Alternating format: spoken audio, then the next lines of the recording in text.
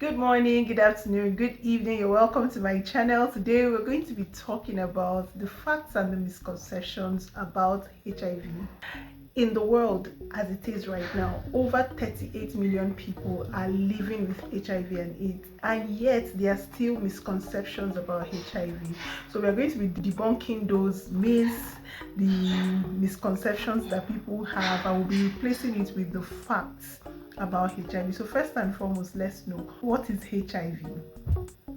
HIV is human immunodeficiency virus, and this is a viral infection that attacks the immune system of an individual, specifically by targeting the CD4 cells. Those cells are responsible for fighting off infections in a human being, or in someone, or in you.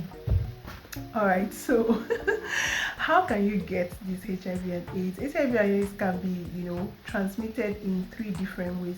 You can either get it by coming in contact with the blood of an infected person, either by sharing sharp objects that are unsterilized, like sharing clipper if you're a male and you're getting your hair cut, or even females that are on low cut, or you're sharing razor blades, or you're sharing needles, or for people who inject themselves with drugs, with hard drugs, you're sharing syringes with other people without sterilizing it first. You can actually come in contact with HIV.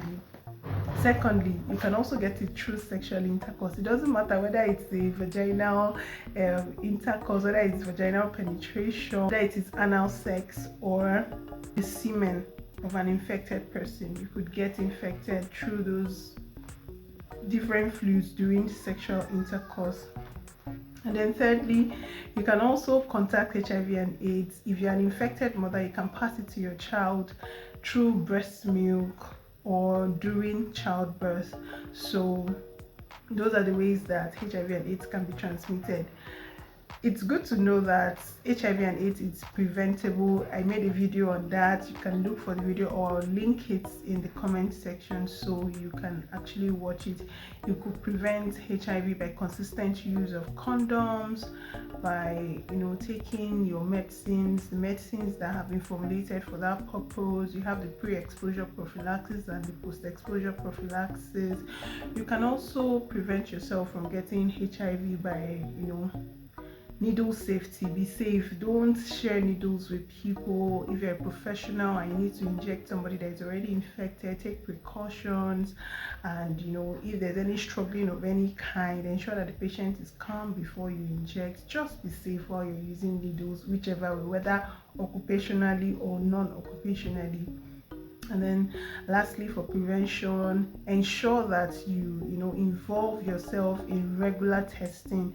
Test regularly. Even if you don't have it, go for regular checkups just to be sure that you are still HIV negative. And then now we're going to be talking about treatment. For those that already have HIV infection, there's no cure, but there are medicines for management so that it doesn't progress from HIV to AIDS. So those medicines are available in hospitals. I also did videos on that. I would link all of those videos in the comments. All right, so let's move to the myths or the lies that you believe about HIV and AIDS. So the first one is HIV is the same as AIDS. The fact is, HIV is not the same thing as AIDS. HIV is the virus, while AIDS is the advanced stage of the infection. So HIV is not the same thing as AIDS. So you could actually have HIV and not have AIDS. And it's also possible to have HIV and AIDS at the same time. The difference is, when you're already infected with HIV, you are managing the infection as you should, taking the medicines when you should take it so that it doesn't progress to AIDS. Secondly, I hear some people run away from people that are already infected with HIV and AIDS because they fear that they would contact HIV either by hugging or kissing or touching or just casual contact with those people. That's a lie. You can only get HIV and AIDS through the three mediums I talked about earlier in the video, either through the blood, by sharing needles, sharp objects without sterilizing, like your clippers, your razor blades, and syringes, especially for those that inject themselves with drugs. And then I talked about sexual intercourse through vaginal fluids, through the semen and rectal fluids.